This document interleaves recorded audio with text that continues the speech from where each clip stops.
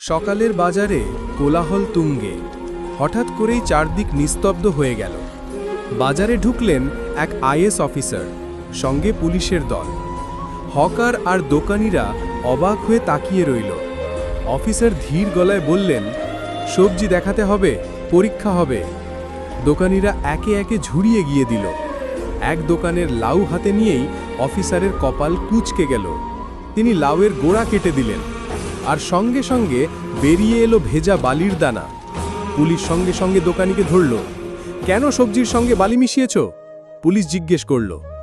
দোকানি ভয়ে কাঁপতে কাঁপতে বলল, ও ওজন বাড়ানোর জন্য স্যার, লাভ করতে চেয়েছিলাম।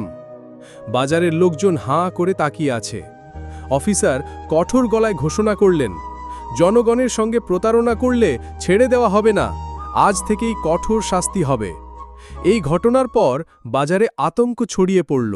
যারা আগে প্রতারণা করত তারা চুপচাপ সবজি লুকাতে ব্যস্ত।